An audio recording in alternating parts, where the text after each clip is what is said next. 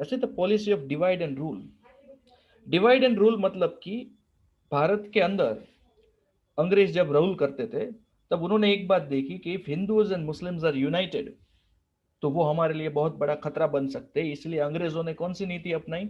Divide and rule की। मतलब कि कैसे भी करके हिंदूज और मुसलमान को लड़वाओ और वो दोनों लड़ते रहेंगे और इसमें हमारा फायदा होगा। ये ब्रिटिश गवर्नमेंट की सोच थी, उनकी हमेशा से यही पॉलिसी रही है। The initial support by the British government to the Indian National Congress soon turned into hostility। शुरुआत में तो चलो इंडियन नेशनल कांग्रेस को ब्रिटिश गवर्नमेंट ने सपोर्ट दिया, बट फिर बाद में उनको भी कांग्रेस का काम पसंद नहीं आया। The British government officials used to attend the sessions of the Indian National Congress but later on government banned the practice. शुरुआत में तो जो इंडियन नेशनल कांग्रेस की जो मीटिंग्स होती थी उसमें ब्रिटिश गवर्नमेंट के ऑफिसर्स भी जाते थे, बट फिर बाद में ब्रिटिश गवर्नमेंट ने अपने ऑफिसर्स को भेजना बंद कर दिया। Governor general Curzon took certain steps against the interest of the national integrity and ignored the opinions of the Indians। और कर्जन जो था उसने काफी सारे ऐसे स्टेप्स लिए कि भारत के लोग एकजुट ना हो सके। ओके, और जो भारतीय लोगों की जो ओपिनियन थे, भारतीय लोगों की जो बात थी, भारतीय लोगों की जो प्रॉब्लम्स थी, वो कर्जन ने नजरअंदाज कर दी।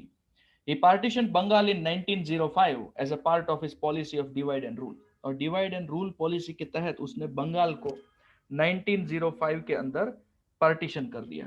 ठीक है, दो हिस्सों में या फिर दो टुकड़ों के अंदर बांट दिया। Okay, now partition of Bengal 1905। Bengal was the biggest province of the British India. कि बंगाल जो है वो ब्रिटिश इंडिया का सबसे बड़ा प्रोविंस है। It included certain parts of Bihar and Odisha with a population more than 7 crores 80 lakh। Again, it included certain parts of Bihar and Odisha। ठीक है, उन दिनों में बिहार और ओडिशा के भी कुछ हिस्से जो थे जो बंगाल प्रोविंस के अंदर आते थे। और उन दिनों में बंगाल की टोटल पॉपुलेशन थी 7 crore 80 lakh, means around 8 crore population थी। भारत का डेंसली पॉपुलेटेड रीजन था वो। It was necessary to divide Bengal since the administration of such a British province was becoming difficult। तो अंग्रेजों ने बहाना क्या दिया कि भाई हम बंगाल को क्यों डिवाइड कर रहे हैं, क्योंकि इतने बड़े प्रोविंस को एडमिनिस्टर करना, मैनेज करना हमारे लिए पॉसिबल नहीं है। ये खाली एक बहाना था।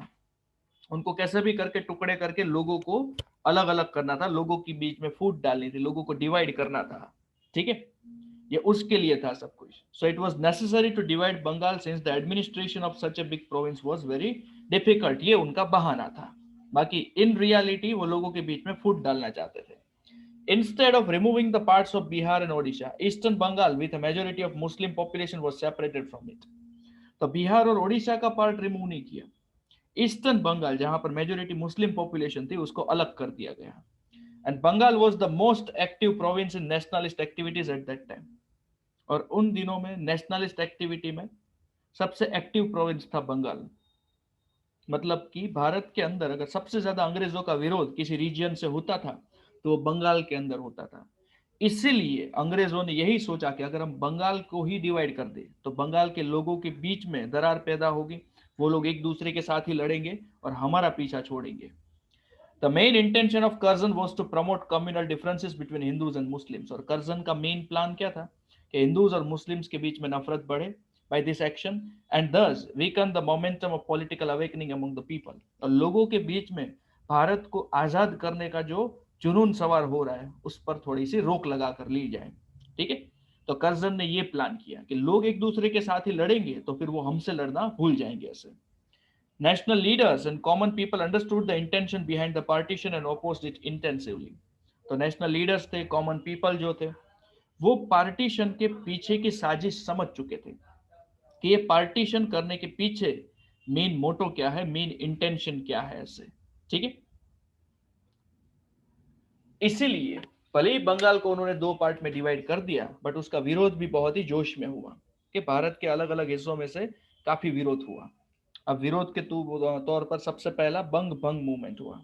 ठीक है, the movement against the partition of Bengal, कि बंगाल के विरोध में ये मूवमेंट था, बंग भंग movement. People opposed this effort to break the unity and integrity of Bengal by rallies, demonstrations and by distributing pamphlets। कि लोगों ने ओपोज किया एफर्ट को to break the unity and integrity of Bengal, by rallies, demonstrations, and by distributing pamphlets. Vande Mataram song from the novel Anand Math, written by Banking Chandra Chattopadhyay, became the popular slogan during this protest. Okay, और Vande Mataram song जो है novel में से, कौन सी novel में से? आनंद मठ इन्होंने लिखी है, बंकिम चंद्र चट्टोपाध्याय। ठीक है, it became the popular slogan during this protest, ये प्रोटेस्ट के दौरान बहुत ही पॉपुलर स्लोगन बना। और वंदे मातरम का गाना तो आपको पता ही है। The nation was swept by strong wave of nationalism.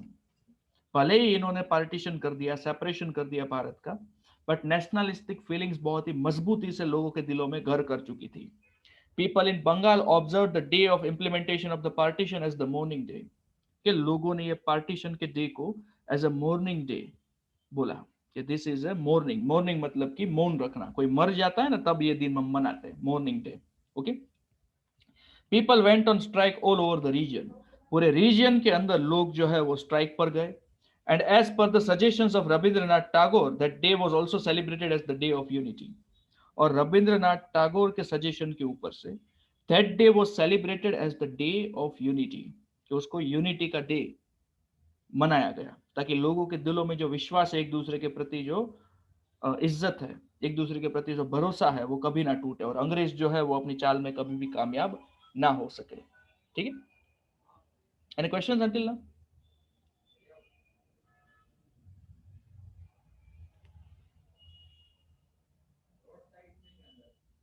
Okay, now स्वदेशी मूवमेंट।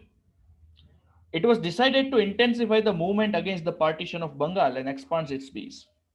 ठीक है, बंग बंग मूवमेंट जो था ना, उसको एक्सपांड करना बहुत ही ज्यादा जरूरी था। ठीक है, क्योंकि बंगाल को पार्टीशन कर दिया गया था, लोगों को बिल्कुल बंगाल का पार्टीशन मंजूर नहीं था, तो कैसे भी करके इस मूवमेंट को जितना बड़ा हो सके उतना बड़ा करना था। The main three characteristics of the movement were to trade and use Indian goods only. ठीक है, सबसे पहले कैरेक्टरिस्टिक क्या थे स्वदेशी मूवमेंट की, कि भारतीय सामान ही खरीदा जाएगा और बेचा जाएगा। भारतीय लोग जो है वो विदेशी सामान का ना इस्तेमाल करेंगे ना उसको बेचेंगे। ठीक है, तो जो व्यापार है वो भारतीय सामान में ही होगा। दूसरा, टू बॉयकॉट इंपोर्टेड गुड्स, बाहर से आने वाला जितना भी सामान है उसको बॉयकॉट करो, बाहर से आने वाले कपड़े, दूसरी तीसरी चीजें, उन सब का इस्तेमाल बंद करो। And third, to acquire national education and boycott the English education, और नेशनल एजुकेशन एक्वायर करो, अपनी अपनी रीजनल लैंग्वेजेस के अंदर एजुकेशन को एक्वायर करना है, और जो अंग्रेजों ने जो सिस्टम बनाया था एजुकेशन का, उस सिस्टम को बॉयकॉट करना है। ठीक है, ये तीन मेन पॉइंट है। एक तो स्वदेशी गुड्स का इस्तेमाल करना है, विदेशी गुड्स का विरोध करना है, और तीसरा नेशनल एजुकेशन ही एक्वायर करना है, विदेशी एजुकेशन को नहीं। To achieve these goals, a committee was formed under the leadership of renowned members of the Indian National Congress like Surendranath Banerjee, Bipin Chandra Pal, Aravind Ghosh, etc.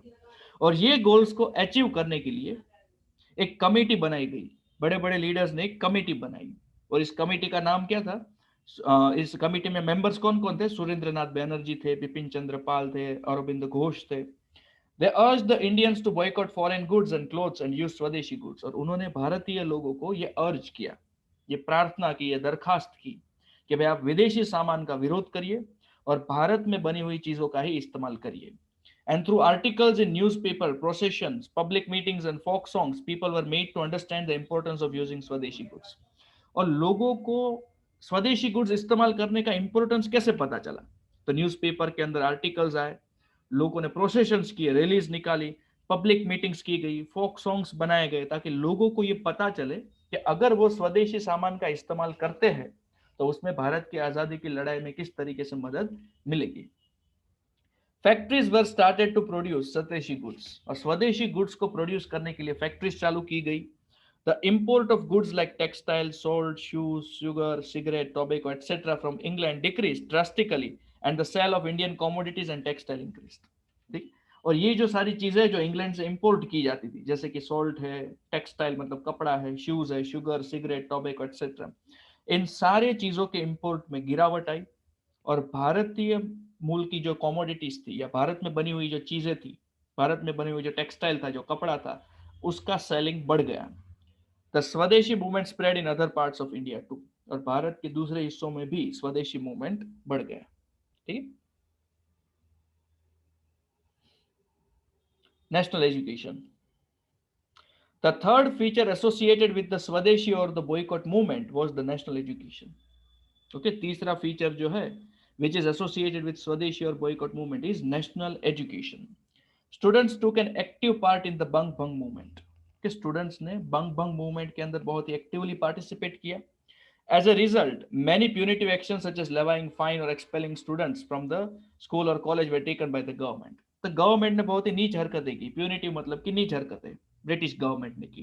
ठीक है, student के ऊपर fine डाला गया, student को expel किया गया school और कॉलेजेस में से. ठीक है, and this called for an optional arrangements of national schools colleges for student. ठीक, and this called for an optional arrangement of national schools and colleges. ठीक, भारत के अंदर जब स्टूडेंट्स को एक्सपेल कर दिया गया बाय द ब्रिटिश गवर्नमेंट तो नेशनल स्कूल्स एंड कॉलेजेस बनी. नेशनल मतलब कि भारत के ही लोगों ने, भारत के जो लीडर्स थे उन्होंने स्कूल्स और कॉलेजेस बनवाई. In 1907 25 national secondary schools and 300 national primary schools became functional in Bengal. 1907 के अंदर 25 national secondary schools and 300 national primary schools बनी, फंक्शनल हुई बंगाल के अंदर. रविंद्रनाथ टैगोर स्टार्टेड विश्व भारती स्कूल इन शांति निकेतन इन 1901. और रविंद्रनाथ टैगोर जी ने विश्व भारती स्कूल खोली. ठीक है, स्टार्ट की शांति निकेतन के अंदर 1901 में. The British government failed in subsidising the Bang Bang movement. और ये जो बंग बंग मूवमेंट था या फिर जो स्वदेशी मूवमेंट था, ओके, उनको बंद करने में या फिर स्टॉप करने में ब्रिटिश गवर्नमेंट फेल हो चुकी थी. Finally the British government had to cancel the partition of the Bengal in the year 1911. और फाइनली 1911 के अंदर ब्रिटिश गवर्नमेंट को बंगाल का पार्टीशन कैंसिल करना पड़ा. 1905 में जो पार्टीशन की प्रोसेस चालू हो चुकी थी उसको फाइनली रद्द करना पड़ा, बंगाल को डिवाइड नहीं किया गया. It was a historical and a memorable victory of the people of Bengal that was achieved through peaceful and non-violent means. तो ये बहुत ही हिस्टोरिकल और मेमोरेबल विक्ट्री है बंगाल के लोगों के लिए, जिसको एकदम पीसफुल और नॉन वायलेंट मीन्स के थ्रू अचीव किया गया था. ठीक है, The Vishwa Bharati Vidyalaya, started in Shantiniketan by Rabindranath Tagore, was conferred the status of Central Vishwa Bharati University in the year 1951. ये शांति निकेतन के अंदर जो विश्व भारती विद्यालय था जिनको रविंद्रनाथ टैगोर जी ने चालू किया था, नाउ इट इज सेंट्रल विश्व भारती यूनिवर्सिटी 1951 में. And here the students are taught to become self reliant and proper conduct of behaviour for a good life. और यहाँ पर क्या सिखाया जाता है? सेल्फ रिलायंट, कि खुद के ऊपर खुद डिपेंडेंट रहो, and proper conduct of behaviour, और बिहेवियर तुम्हारा एकदम प्रॉपर होना चाहिए फॉर अ गुड लाइफ, कि एक अच्छा जीवन जीने के लिए, एक अच्छी लाइफ जीने के लिए तुम्हारा बिहेवियर एकदम अच्छा होना चाहिए. ठीक है, any questions?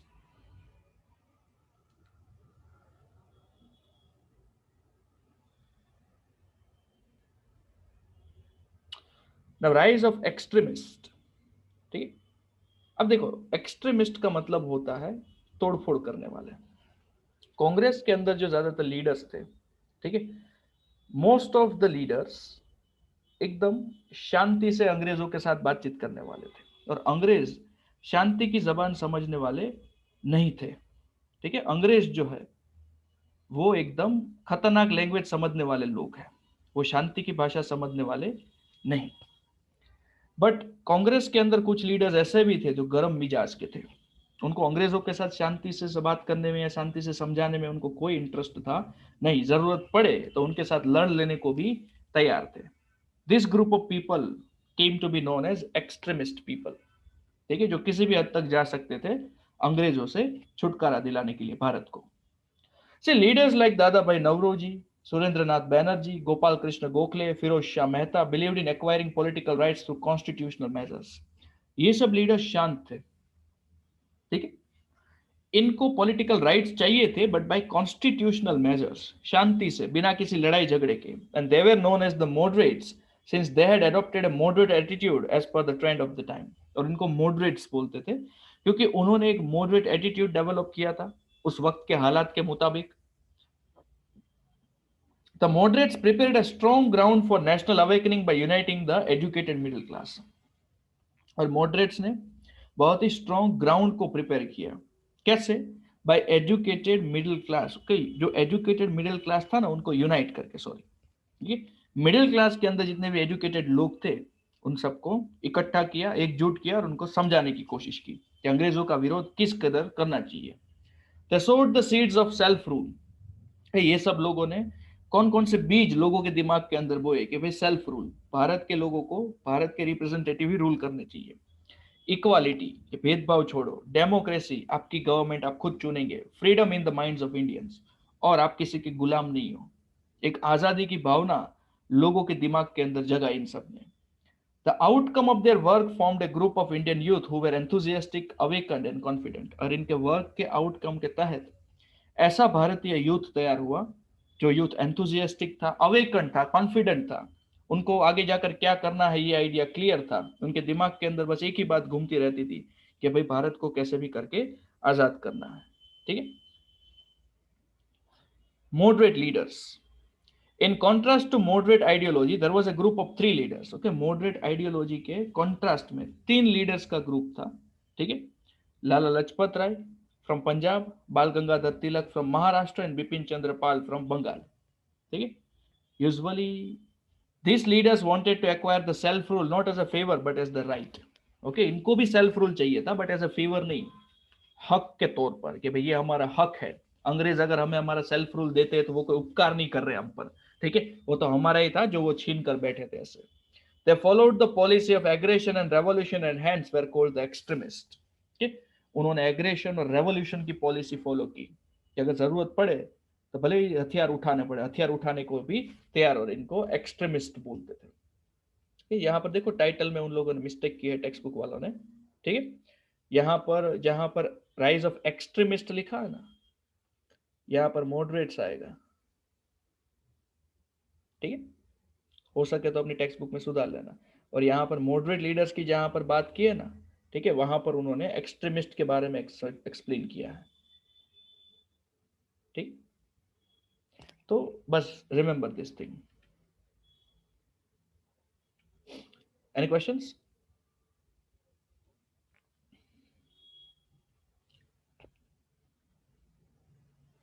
Okay, now the extremist. सबसे पहले लोकमान्य तिलक या बाल गंगाधर तिलक। ठीक, Bal Gangadhar Tilak, popularly known as Lokmanya Tilak, was a prominent extremist leader. हाँ, बहुत ही प्रोमिनेंट लीडर थे, बहुत ही बड़े लीडर थे एक्सट्रीमिस्ट ग्रुप के। He gave the slogan Swaraj is my birth right and I shall have it. इन्होंने स्लोगन दिया, आजादी मेरा जन्म सिद्ध अधिकार है और मैं इसको पाकर ही रहूंगा ऐसे। He started the celebration of Ganesh Chaturthi and Shivaji Jayanti. और ये गणेश चतुर्थी सेलिब्रेशन, शिवाजी जयंती का जो सेलिब्रेशन है वो खास करके महाराष्ट्र के रीजन के अंदर लोकमान्य तिलक ने ही चालू करवाया। He started 2 newspapers namely Kesari in Marathi and Maratha in English। ठीक है, इन्होंने 2 न्यूज़पेपर भी चालू किए। केसरी नाम का जो न्यूज़पेपर है वो मराठी लैंग्वेज में, और मराठा नाम का जो न्यूज़पेपर है वो इंग्लिश लैंग्वेज में। Its impact was noteworthy। He played an important role in the home rule movement in 1916। और ये दोनों न्यूज़पेपर का इम्पैक्ट बहुत ही जबरदस्त रहा, लोगों के बीच में काफी अवेकनिंग और जागरूकता फैली। ठीक है, और इन्होंने होम रूल मूवमेंट के अंदर भी काफी बड़ा योगदान दिया 1916 के अंदर। ठीक, Lala Lajpat Rai. Lala Lajpat Rai became popular as Punjab Kesari और शेर पंजाब। ठीक है, यहाँ पर फोटो है लाला लजपत राय जी की। उनको लोग शेर पंजाब बोलते थे, मतलब कि पंजाब का शेर ऐसे, या फिर पंजाब केसरी भी बोलते थे। He was badly beaten in a lathi charge while protesting against the Simon Commission and it became the reason for his death। Simon commission का जब विरोध हो रहा था, साइमन कमीशन मतलब कि 7 लोगों का ग्रुप था ये अंग्रेजों का, जो भारत में आकर भारत का कॉन्स्टिट्यूशन बनाएंगे, मतलब कि अंग्रेज लोग भारत का कॉन्स्टिट्यूशन बनाएंगे। तो इनके विरोध में इन्होंने एक प्रोसेशन निकाला था, रेलवे स्टेशन के ऊपर विरोध हो रहा था साइमन कमीशन का। ठीक है, और विरोध के चलते अंग्रेजों ने लाठी चार्ज किया। ये लाठी चार्ज के अंदर इनको काफी चोट लग गई और वो चोट इनकी डेथ के लिए रिस्पॉन्सिबल थी। He quoted, "The government which attacks its own innocent subjects has no claim to be called as a civilized government"। तो उन्होंने क्या बोला कि जो गवर्नमेंट अपने निर्दोष सिटीजन्स के ऊपर हमला करती है उनको गवर्नमेंट कहलाने का हक ही नहीं है, civilised government. Such governments are called barbaric government, जो अपने ही लोगों के ऊपर अत्याचार करें। Bear in mind such a government can not survive for long. और दिमाग में एक बात गांठ मार लेना, ये अंग्रेजों को धमका रहे हैं कि गवर्नमेंट ऐसी हो तो वो ज्यादा लंबे अरसे तक टिक नहीं पाएगी I declare that the blow struck at me will be the last nail in the coffin of the British rule in India. जो मेरे ऊपर उन्होंने घाव दिए हैं, या मेरे ऊपर जो लाठियां बरसाई है, ठीक है, it will be the last nail in the coffin of the British rule. Coffin मतलब कि ताबूत. ताबूत के अंदर कैसे किसी की डेड बॉडी को रखकर फिर दफनाया जाता है, कि अंग्रेज लोग अपनी ही सत्ता को दफनाने जा रहे हैं. और उसमें जो आखिरी कील है, ठीक है, वो आखिरी कील कौन से रूप में आई, कि आखिरी कील उन्होंने जो मेरे ऊपर वार किए वो रूप में उनको इंपैक्ट करेगी. ठीक है. तो जिस तरीके का स्टेटमेंट था, इनकी पर्सनालिटी जिस तरीके की थी, उसके ऊपर से आपको अंदाजा हो जाना चाहिए कि भाई ये लोग अपने देश को कितना प्यार करते थे. ऐसे आगे हमने लोकमान्य तिलक जी को देखा, फिर लाला लजपत राय जी है इधर. नेक्स्ट इज बिपिन चंद्र पाल. इनको लाल बाल पाल बोलते थे, ट्रायो. ठीक है, लाल बाल and Pal. Bipin Chandra Pal was one among the trio of Lal Bal Pal, and initially he came in contact with Brahmo Samaj. ठीक, बिपिन चंद्र पाल भी त्रिपुटी में से एक थे, या ट्रायो में से एक थे, और इनिशियली तो ब्रह्मो समाज के साथ कांटेक्ट में आए. He started a weekly new India. इन्होंने एक वीकली चालू किया. वीकली मतलब कि हफ्ते में एक बार आने वाली मैगजीन या न्यूज़पेपर, और इस न्यूज़पेपर का नाम क्या था, new India. And newspaper Vande Mataram. और ये जो डेली न्यूज़पेपर जो था वंदे मातरम नाम का, वो भी इन्होंने चालू किया. The British government accused him of provoking the youngsters in violent activities. British government ने इनके ऊपर इल्जाम लगाया कि भाई आप यंगस्टर्स को वायलेंट एक्टिविटीज के अंदर इन्वॉल्व करने की साजिश करते हो, आप यंगस्टर्स को भड़काते हो अंग्रेज सरकार के खिलाफ. And he was in favour of acquiring Swaraj through revolution. और बिपिन चंद्र पाल भी रेवोल्यूशन के थ्रू ही स्वराज एक्वायर करना चाहते थे. वो भी ये जानते थे कि शांति से कभी भी ये लोग हमें आजादी देने वाले हैं नहीं. अगर हमें आजादी चाहिए तो अपने दम पर, अपने बलबूते पर, ठीक है, जितना हो सके उतना लड़कर भी इन लोगों से आजादी लेनी पड़ेगी.